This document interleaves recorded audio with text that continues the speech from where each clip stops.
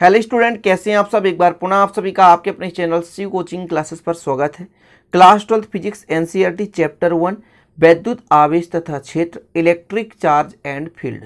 ठीक है, चैप्टर का नाम है इलेक्ट्रिक चार्ज एंड फील्ड और ये पहला चैप्टर है, न्यू बैच है 2020-21-22 के लिए। जो 2022 में स्टूडेंट पेपर देंगे उनको टारगेट में रखते हुए ये बैच स्टार्ट किया गया है।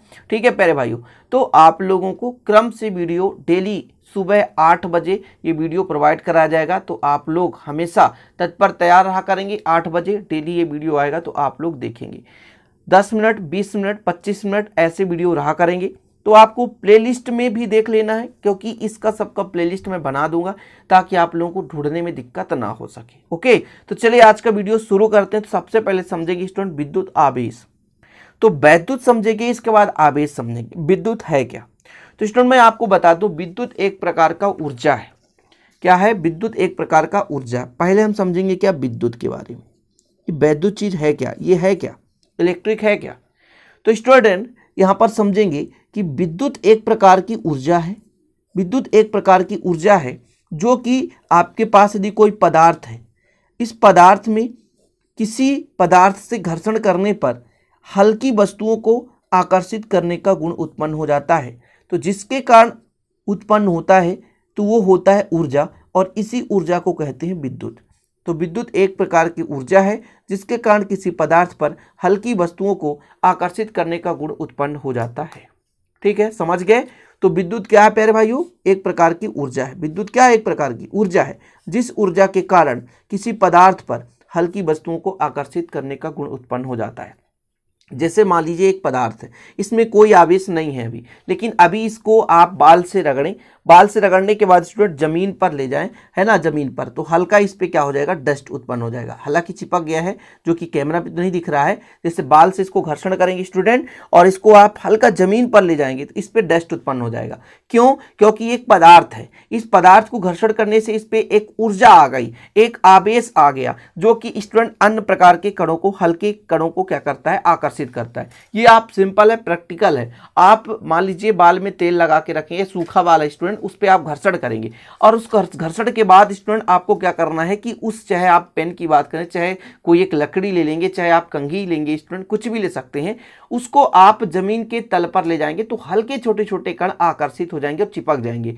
इसका कारण यही है स्टूडेंट कि ये जो पेन या पेंसिल जिसका भी यूज कर रहे हैं, उसके चारों ओर आवेश उत्पन्न हो जाता है, एक ऊर्जा उत्पन्न होती है, जिसके कारण एक हल्की वस्तुओं को, हल्की छोटे छोटे कणों को आकर्षित करने का क्षमता उत्पन्न हो जाता है, जिसे क्या कहते हैं, विद्युत कहते हैं। ठीक, इसके बाद आवेश समझेंगे, लेकिन एक विद्युन्मय। जैसे मान के चलते हैं ये पदार्थ है, ये आपका स्केच है स्टूडेंट, स्केच पेन है, इस पर क्या होगा, हल्की वस्तु यानी छोटे छोटे कणों को आकर्षित करने का गुण उत्पन्न हो जाएगा। तो इस पदार्थ को हम कहते हैं, इस पदार्थ को हम विद्युन्मय कहते हैं। क्या कहते हैं? जिस पदार्थ में हल्की वस्तुओं को आकर्षित करने का गुण उत्पन्न होता है उसे विद्युन्मय कहते हैं, इलेक्ट्रीफाइड कहते हैं। अब स्टूडेंट ये किसके कारण होता है? घर्षण होता है, कि जब हम किसी पदार्थ को किसी अन्य पदार्थ से घर्षण कराते हैं तो उस पर आवेश उत्पन्न होता है, घर्षण के कारण आवेश उत्पन्न होता है, जिसे घर्षण विद्युत भी कहते हैं। जैसे मान लीजिए ये विद्युत है, इसको घर्षण विद्युत भी क्यों कहेंगे? क्योंकि एक वस्तु को एक किसी भी अन्य वस्तु से घर्षण कराने पर, रगड़ने पर आवेश उत्पन्न होता है, इसी कारण से इसे घर्षण विद्युत भी कहते हैं। और जिस पदार्थ में हल्की वस्तु को आकर्षित करने का गुण उत्पन्न होता है उसे विद्युन्मय कहते हैं। इतना क्लियर हो गया? तो अब चलिए आपको लिखते भी चलना है। बेहतरीन स्टूडेंट, इसको लिख के मैं क्यों समझाता हूं, ताकि आप इसी तरह सेम टू सेम अपने कॉपी में नोट्स बनाते चलें और विधिवत आप तैयारी करते चलेंगे। ओके, चलिए तो यहां पर आप देखेंगे विद्युत की परिभाषा, उस ऊर्जा को जिसके कारण किसी पदार्थ में हल्की वस्तुओं को आकर्षित करने का गुण उत्पन्न हो जाता है उसे विद्युत कहते हैं स्टूडेंट। और चूंकि यह एक वस्तु को दूसरे वस्तु पर रगड़ने से या घर्षण करने से उत्पन्न होता है, इसलिए इसे घर्षण विद्युत भी कहते हैं। आप लिख लें, चूंकि यह विद्युत रगड़ने से या घर्षण से उत्पन्न होता है, इसलिए इसे घर्षण विद्युत भी कहते हैं। फिर से लिखें, चूंकि यह किसके कारण उत्पन्न होता है? रगड़ने से या तो घर्षण करने से उत्पन्न होता है, इसलिए इसे घर्षण विद्युत कहते हैं। अब जिस पदार्थ में हल्की वस्तुओं को आकर्षित करने का गुण उत्पन्न होता है उसे हम विद्युन्मय कहते हैं, इलेक्ट्रीफाइड कहते हैं। तो ये आपका पदार्थ हो गया जैसा कि ये, और इस पर हम घर्षण करेंगे तो इनमें क्या होगा, हल्की वस्तुओं को आकर्षित करने का गुण उत्पन्न होगा। इस पदार्थ को क्या कहेंगे? विद्युन्मय कहेंगे। इतना क्लियर हो गया? अब बात करते हैं स्टूडेंट, अगला टॉपिक है वैद्युत आवेश। देखिए छोटी छोटी परिभाषाएं हैं, ऑब्जेक्टिव टाइप में क्वेश्चन पूछे जा सकते हैं और बेसिक से आपको पढ़ाई करना है स्टूडेंट, क्योंकि आप 12th क्लास में स्टूडेंट हैं, 12th क्लास के स्टूडेंट हैं, तो आप लोगों को एक अहम भूमिका निभाना होता है अपने ज्ञान को बनाने के लिए। तो आपको पूरे टॉपिक को अच्छे से पढ़ना होता है, तो आप पढ़ते चलें और बेफिक्र रहें, सभी टॉपिक्स को बखूबी के साथ आपको कंप्लीट कराया जाएगा, बस आप लोग थोड़ा सा मेहनत करना स्टार्ट कर दीजिए। ठीक है, वैद्युत आवेश क्या कहलाता है? तो देखिए वैद्युत आवेश एक प्रकार की भौतिक राशि जिसे अर्जित कर लेने पर कोई पदार्थ, जैसे मान लीजिए भौतिक राशि क्या है, जिसके आधार पर किसी चीज का मापन किया जाता है, तो वैद्युत आवेश भी एक प्रकार की भौतिक राशि है जिसे अर्जित कर लेने से कोई पदार्थ विद्युन्मय हो जाता है। मतलब उस पर आवेश उत्पन्न होने से वो किसी वस्तु को आकर्षित करने का क्षमता उत्पन्न कर लेता है। समझ रहे हैं? एक प्रकार की राशि है। इसको भी स्टूडेंट किसी ने दिया, ये उस वैज्ञानिक का नाम क्या है? तो अमेरिकी वैज्ञानिक थे बेंजामिन फ्रैंकलिन। उन्होंने ही नाम दिया था कि ये जो आवेश है धनावेश और ऋणावेश के रूप में होते हैं। ठीक है, काचाव आवेश को धनावेश और रजनी आवेश को ऋण आवेश कहते हैं। ये किसने बताया था? बेंजामिन फ्रैंकलिन ने बताया था। ठीक है, कि ये जो आपका भौतिक राशि है, ये दो प्रकार के आवेश है, एक धनावेश और एक ऋणावेश, जिसको अर्जित करने से कोई भी पदार्थ विद्युन्मय हो जाता है। विद्युन्मय हो जाना का मतलब ये होता है कि उस पदार्थ में किसी अन्य पदार्थ को आकर्षित करने की क्षमता उत्पन्न हो जाती है। ठीक है स्टूडेंट, इतना क्लियर हो गया? तो आप लिख सकते हैं वैद्युत आवेश एक भौतिक राशि है जिसे अर्जित कर लेने पर कोई पदार्थ विद्युन्मय हो जाता है और विद्युतीय गुण का प्रदर्शन करता है। मतलब किसी हल्की वस्तु को आकर्षित करने की क्षमता उत्पन्न कर लेता है, उसे हम कहते हैं वैद्युत आवेश। और वैद्युत आवेश एक अदिश राशि है। अदिश राशि का मतलब क्या होता है भैया? जिसे दिशा की आवश्यकता नहीं होती, जिसमें केवल परिमाण होता है, उसे अदिश राशि कहते हैं। ऐसी राशियां स्टूडेंट जिनमें केवल क्या होता है? परिमाण होता है, उसे हम अदिश राशि कहते हैं। जैसे आप यहाँ पर आवेश की बात करें तो क्या है? अदिश राशि है। दूरी क्या है? अदिश राशि है। ठीक है, चाल क्या है? अदिश राशि है। वेग क्या है? सदिश राशि होता है। तो जिनमें केवल परिमाण की आवश्यकता होती है, दिशा की आवश्यकता नहीं होती स्टूडेंट, उसे हम कहते हैं अदिश राशि। तो वैद्युत आवेश भी एक अदिश राशि है। इसका एसआई मात्रक मैं यहाँ पे लिख देता हूँ, एसआई मात्रक। एसआई मात्रक क्या होता है स्टूडेंट? एसआई मात्रक तो कूलाम है। एसआई मात्रक कूलाम है। इसके बाद मैं यहाँ पर लिख देता हूँ विमीय सूत्र। अच्छा, कूलाम, यहाँ पर आपको आवेश बराबर यदि आपसे पूछा जाए तो आवेश बराबर क्या होता है? धारा गुणे समय। धारा गुणे समय। ठीक है प्यारे भाइयों, तो विमीय सूत्र आपको बताना। विमीय सूत्र कैसे बताएंगे? विमीय सूत्र कैसे बताएंगे? देखिए द्रव्यमान है क्या? नहीं है, तो m0। दूरी है क्या? नहीं है, तो l0। टाइम है क्या? हाँ टाइम है। और स्टूडेंट धारा है, मतलब एम्पियर। ये हो गया आपका विमीय सूत्र। ठीक है, धारा गुणे समय, ये हो गया विमीय सूत्र। मतलब एक टाइम है और एक एम्पियर है। आप लोगों ने पढ़ा होगा आवेश प्रवाह की दर को धारा कहते हैं। आवेश प्रवाह की दर को धारा कहते हैं। यहाँ पर मैं एक फार्मूला लिखता हूं, धारा बराबर आवेश बटे समय। यदि समय के साथ आवेश में परिवर्तन धारा कहलाता है, तो यहां से आवेश बराबर निकल के आएगा धारा गुणे समय। ठीक है, इससे आपने निकाल लिया कि आवेश का फार्मूला होता है धारा गुणे समय और विमीय सूत्र हो गए m0 l0 t की पावर 1 और a के पावर 1। अब इसके बाद यदि आवेश के प्रकार की बात की जाए स्टूडेंट, आवेश के प्रकार की बात चर्चा करेंगे, है ना? थोड़ा सा आपको अच्छे से समझना है। आवेश के प्रकार। तो आवेश कितने प्रकार का होता है? 2 प्रकार का होता है ना? पहला है धनावेश, ठीक है, और दूसरा स्टूडेंट ऋणावेश। इसका प्रायोगिक सिद्धांत समझेंगे, ये कैसे उत्पन्न हुआ, कैसे प्रायोगिक रूप से देखा गया। तो सबसे पहले अपन ने क्या किया स्टूडेंट, जैसे प्रायोगिक करते हैं, आपके पास एक क्षण है कांच का क्षण। ठीक है, एक क्षण है, ये कांच का क्षण है स्टूडेंट। इसको स्वतंत्रता पूर्वक किसी भी सतह से मान लीजिए लटकाया गया है। अब आपका ये कांच का छड़ है, इसको अपन क्या करते हैं कि रेशम के कपड़े से, कांच का छड़ है स्टूडेंट, कांच का छड़ है, इसको किसके साथ, रेशम के कपड़े से, किससे, रेशम के कपड़े से घर्षण कराते हैं, रेशम के कपड़े से घर्षण कराते हैं। तो इस पर कौन सा आवेश उत्पन्न होता है, धनावेश। ठीक है, इस पर कौन सा आवेश उत्पन्न हो जाता है, धनावेश। अब यहां पर थोड़ा सा आपको समझना है, ये आपके पास रेशम का कपड़ा था, इसको हमने घर्षण करा दिया किसके साथ प्यारे भाइयों, कांच के छड़ के साथ। घर्षण कराने से आखिर होता क्या है, इस पर धनावेश आता क्यों है। अब इस पर धनावेश है, क्या इस पर कुछ नहीं होगा, जी हां, इस पर ऋणावेश उत्पन्न होगा। इस पर कौन सा आवेश, ऋणावेश। क्यों, क्योंकि स्टूडेंट यहां पर और यहां पर इन दोनों को जब आपस में रगड़ेंगे तो इलेक्ट्रॉन का आदान प्रदान होगा।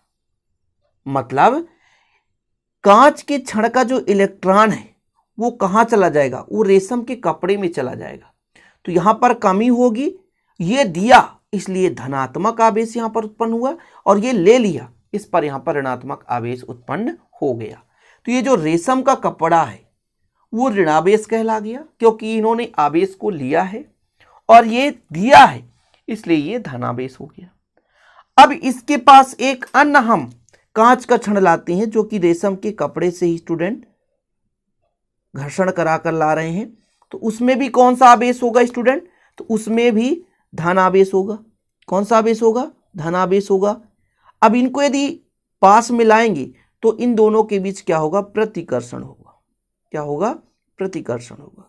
चीजें क्लियर, समझ गए कि यानी हम एक कांच का छड़ है, उसको हमने रेशम के कपड़े से रगड़कर, ठीक है, या कि मान लीजिए कोई भी एम्बर, और मान लीजिए खाल है, समझ रहे हैं, तो हमने कांच के छड़ को रेशम के कपड़े से रगड़ा या अन्य प्रकार के कपड़ों से रगड़ा, और उसे, जो कि रेशम से बना हुआ है, और उसे धागे से लटकाकर एक अन्य कांच के छड़ से हमने क्या किया, संपर्क में लाया। तो हमने क्या देखा कि एक दूसरे को प्रतिकर्षित कर रहे हैं, तो दोनों के बीच जो बल लग रहा है वो प्रतिकर्षण बल लग रहा है। मतलब समान आवेश थे, और समान आवेश में क्या हुआ प्यारे भाइयों, समान आवेश में यहां पर आपने सीखा प्रतिकर्षण हुआ। समान आवेश में प्रतिकर्षण हुआ, मतलब जब हम कांच के छड़ को रेशम के कपड़े से, है ना, घर्षण कराते हैं, रगड़ते हैं, तो स्टूडेंट आपके पास कौन सा आवेश उत्पन्न होता है, धन आवेश उत्पन्न होता है। अब बात करते हैं, जैसे इसके जगह हम ले लेते हैं एबोनाइट का छड़, और एबोनाइट के छड़ को हम किसी ऊनी कपड़े से, है ना, रगड़ते हैं। तो आपके पास एक एबोनाइट का छड़ है, मान के चलते हैं ये एक एबोनाइट का छड़ है, और ये दूसरा एबोनाइट का छड़ है। ठीक है, ये एक एबोनाइट का छड़ है, इसको अपन ने एक धागे से लटका दिया किसी सतह से। तो जब हम एबोनाइट का एक छड़ लेते हैं और उसे ऊनी कपड़े से, किससे, ऊनी का, रेशम के कपड़े से नहीं, ऊनी कपड़े से क्या करते हैं स्टूडेंट, घर्षण कराते हैं, तो इस एबोनाइट के छड़ में ऋण आवेश उत्पन्न होता है। कौन सा आवेश स्टूडेंट, ऋण आवेश उत्पन्न होता है। ठीक, और इसी प्रकार दूसरा आपका एबोनाइट का छड़ है, इसमें भी कौन सा आवेश उत्पन्न होता है, ऋण आवेश उत्पन्न होता है। ठीक है, अब इन दोनों को जब आपस में ले जाएंगे पास पास, तो इनके बीच भी क्या होगा प्यारे भाइयों, प्रतिकर्षण होता है। यानी हमने क्या किया, एबोनाइट का छड़ लिया, क्या लिया, प्रैक्टिकल एबोनाइट का छड़, और इसको किसके साथ, ऊनी कपड़े के साथ, ऊनी कपड़े के साथ क्या कराया, घर्षण कराया, है ना, ऊनी कपड़े के साथ घर्षण कराया प्यारे भाइयों। तो इनमें कौन सा आवेश उत्पन्न होता है, तो कौन सा आवेश उत्पन्न होता है, ऋणावेश उत्पन्न होता है। ठीक है, ऋणावेश उत्पन्न होता है, और यह जो ऋणावेश एक एबोनाइट के छड़ पर है और दूसरे एबोनाइट के छड़ को भी हम लाते हैं, तो ये दोनों ऋणावेश, इन दोनों के बीच कौन सा बल कार्य कर रहा है, प्रतिकर्षण। मतलब यहां पर भी समान आवेश है, तो समान आवेश में आपने क्या देखा, समान आवेशों में प्रतिकर्षण होता है। यानी सजातीय आवेश है वहां पर प्रतिकर्षण, यानी धन को धन के पास और यदि ऋण को ऋण के पास ले जाएं तो एक दूसरे से दूर भागेंगे, यानी प्रतिकर्षण होगा। अब यदि इन्हीं को स्टूडेंट समझिएगा, कोशिश करिएगा, आपको यहाँ पे अच्छे से समझना है कि आपके पास एक है कांच का छड़, ये आपके पास कांच का छड़ स्टूडेंट ये टिका हुआ है, और दूसरा आपके पास है एबोनाइट का छड़, इसको आप दूसरे रस्सी से टिकाकर यहां पर लटका दिए। एक आपका है कौन सा छड़? कांच का छड़ है, यहां पर मैं लिख देता हूं कांच का छड़, और दूसरा स्टूडेंट एबोनाइट, एबोनाइट का छड़। इसको हमने किसके साथ रगड़ा? तो रेशम के कपड़े से, रेशम के कपड़े से हमने रगड़ा। आपको ऐसे बनाते भी चलना है, आपको अपने नोट्स में बेहतरीन ढंग से बना लेंगे तो आपको हमेशा याद रहेगा। इसको स्टूडेंट हमने किसके साथ? ऊनी कपड़े से, ऊनी कपड़े से रगड़ा, ऊनी कपड़े से रगड़ा, ठीक है, ऊनी कपड़े से। अच्छा, जिसको हमने ऊनी कपड़े से रगड़ा उस पर कौन सा आवेश स्टूडेंट? उस पर ऋणावेश उत्पन्न हो गया। कौन सा आवेश? ऋणावेश उत्पन्न हो गया। लेकिन वहीं पर जो कांच के छड़ से रगड़ रहे हैं उस पर कौन सा आवेश उत्पन्न हो गया? धनावेश। अब यदि इन दोनों के मतलब इन दोनों को पास मिलाएंगे स्टूडेंट तो इनको एक दूसरे में क्या होगा? आकर्षण होगा, तो आकर्षण बल लगेगा, आकर्षण बल होगा, ठीक है। यानी जब धन ऋण के पास आता है स्टूडेंट तो क्या होता है? आकर्षित होते हैं एक दूसरे से। तो यहां पर देखने को यह मिला कि जब हम धनात्मक को ऋणात्मक के सिरे के पास ले जाते हैं तो आकर्षण होता है, यानी विजातीय आवेश, विजातीय आवेश, विजातीय आवेश में यानी मतलब विपरीत आवेश में क्या होता है स्टूडेंट? आकर्षण होता है, आकर्षण बल लगता है, यानी एक दूसरे को आकर्षित करते हैं। इतना क्लियर हो गया स्टूडेंट? समझ गए? आशा और उम्मीद है कि आप बिल्कुल पॉइंट बाय पॉइंट समझते जाते होंगे स्टूडेंट। और इस प्रकार के प्रायोगिक के आधार पर अमेरिकी वैज्ञानिक बेंजामिन फ्रैंकलिन ने कांचाव आवेशों को धनावेश यानी कांच पर उत्पन्न आवेश को धनावेश और रिजनी आवेश मतलब एबोनाइट के सिरों पर उत्पन्न आवेश को कौन सा आवेश दिया स्टूडेंट? तो उसे ऋण आवेश दिया। तो आपको नोट करना है फैक्ट को, ठीक है, कि अमेरिकी वैज्ञानिक, थोड़ा सा नोट करेंगे स्टूडेंट, अमेरिकी वैज्ञानिक किसने? बेंजामिन फ्रैंकलिन ने, बेंजामिन फ्रैंकलिन ने कांचाव आवेशों को, कांचाव आवेशों को धनावेश व रेजनी आवेशों को, रेजनी आवेशों को ऋणावेश कहा। क्लियर? ये कुछ बेसिक फैक्ट जिनको आपको तैयार करते चलना है। वीडियो थोड़ा लंबा रहा करेगा ताकि आप लोग अच्छे से समझें और अच्छे से उसको परखें, ठीक। अब थोड़ा सा परिभाषा आपको लिखना है स्टूडेंट। क्या लिखना है? कांच के प्रकार, सॉरी, आवेश के प्रकार, आवेश के प्रकार, ठीक है। और इस पर आपको थोड़ा सा लिखना भी है। पहला आपका स्टूडेंट क्या? धनावेश और दूसरा ऋणावेश। तो आपको परिभाषा लिख लेना है। कांच की छड़ को रेशम के कपड़े से रगड़ने या घर्षण कराने से स्टूडेंट उत्पन्न आवेश धनावेश कहलाता है। और इसी प्रकार एबोनाइट के छड़ को यदि हम स्टूडेंट किससे कराते हैं, है ना, ऊनी कपड़े से घर्षण कराते हैं स्टूडेंट, तो आपके पास क्या मिलता है? ऋणावेश प्राप्त होता है। जो आवेश होता है वो ऋणावेश कहलाता है। इतना क्लियर हो गया। साथ में आपको फैक्ट लिखना है कि सजातीय आवेशों में, दो फैक्ट मैंने अलग लिखा दिया है, दो फैक्ट लिख लेना है स्टूडेंट कि सजातीय आवेश में क्या होता है? प्रतिकर्षण होता है। सजातीय आवेश में प्रतिकर्षण, सजातीय आवेश में क्या होता है? प्रतिकर्षण, सजातीय आवेश में प्रतिकर्षण। क्योंकि ये सब ऑब्जेक्टिव यहीं से बनते स्टूडेंट, इसलिए फैक्ट लिखा रहा हूं। सजातीय आवेश में प्रतिकर्षण। और विजातीय आवेश, विजातीय आवेश यानी भिन्न भिन्न आवेश में क्या होता है? आकर्षण होता है। सजातीय आवेश में क्या होता है? प्रतिकर्षण, और विजातीय आवेश में आकर्षण होता है। ठीक है। अब कुछ यहाँ पर मैं फैक्ट लिखा रहा हूँ जिनमें कि धनावेश उत्पन्न होता है और कुछ ऐसे फैक्ट हैं जिनमें कि ऋणावेश उत्पन्न होता है। तो एक छोटा सा आपको चार्ट बना लेना है स्टूडेंट, एक छोटा सा चार्ट बनाना है जिसमें आपको एक साइड लिखना है धनावेश और एक साइड लिखना है आपको ऋणावेश। ठीक है, एक छोटा सा चार्ट आपको बनाना है सिंपल सा। तो एक साइड आप लिख लें धनावेश, यानी कांच के छड़ को हम किससे रगड़ें, ऋणावेश। ठीक है, तो धनावेश की बात करें जिससे कांच का छड़ है इस पर धनावेश उत्पन्न हो सकता है। ठीक है, या मान लीजिए ऊनी कपड़ा है, ऊनी कपड़ा, भाई ऊनी कपड़ा को हम एबोनाइट से उत्पन्न किए तो एबोनाइट पे ऋण आया तो ऊनी कपड़ा पे धन आएगा। अभी इसको बारीकी समझाता हूँ। ऊनी कोट है एटसेट्रा आदि हो सकते हैं। ऊनी गलीचा है, ऊन से बना हुआ कोई भी आपके पास है ना कपड़ा है, ऊन से बना हुआ, सभी में क्या है धनावेश उत्पन्न होगा। अब यहाँ पर रेशम का कपड़ा है जिसको हमने कांच से रगड़ा था तो कांच पे धन आया था, रेशम का कपड़ा है। एबोनाइट का छड़ है, एबोनाइट का छड़ हो गया। रबर के जूते हो गए, खाल जिसे बोलते हैं, बिल्ली का खाल।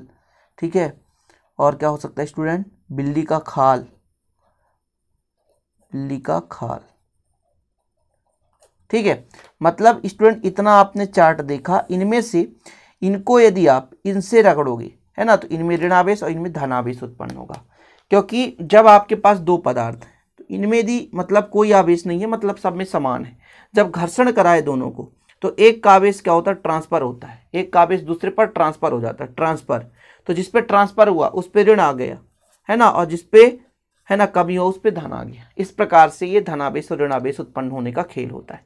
मतलब यहाँ पर आपके पास कांच का छड़ है, इसको हमने किससे रगड़ दिए, रबर के जूते से रगड़ा, तो ये जो कांच का छड़ है इसका आवेश कहाँ चला गया, रबर के जूते पर, तो कांच पर धन आ गया और रबर के जूते पर ऋण आ गया। इसी प्रकार ऊनी कपड़ा है, इसको हमने एबोनाइट के छड़ से रगड़ दिया तो ऊनी कपड़ा पर जो आवेश है वो एबोनाइट के छड़ पर चला गया, तो एबोनाइट पर ऋण आ गया और ऊनी कपड़े पर धन आ गया। ये होता है स्टूडेंट आज का। आप लोगों ने धनावेश और ऋणावेश से संबंधित सारे टॉपिक्स को समझे। इसके बाद आवेश उत्पत्ति का इलेक्ट्रॉनिकी सिद्धांत है, और इसके बाद स्टूडेंट छोटे छोटे टॉपिक्स हैं। तो प्रेरण द्वारा आवेशन है, चालन है, विद्युत रोधी है, अर्धचालक है, भू समकर्षण है ना, और छोटे छोटे टॉपिक्स। इसके बाद आवेश का संरक्षण है, आवेश का क्वांटीकरण है, क्वांटीकरण से न्यूमेरिकल क्वेश्चन है, स्वर्णपत्र विद्युतदर्शी है। तो सभी टॉपिक्स को धीरे धीरे करके समझाऊंगा। तो आशा और उम्मीद करता हूँ ये पहला सेशन है, और इसके बाद क्रम से वीडियो आपको 8 बजे मिलेंगे। जब भी वीडियो अपलोड होगा 8 बजे ही होगा, चिंता करने की जरूरत नहीं है, हर दिन आपके पास वीडियो आएगा। तो वीडियो आप लोगों को अच्छा लगे तो लाइक करके जाइएगा, दोस्तों के साथ शेयर करिएगा। मिलते हैं अगले वीडियो में। जय हिंद, वंदे मातरम।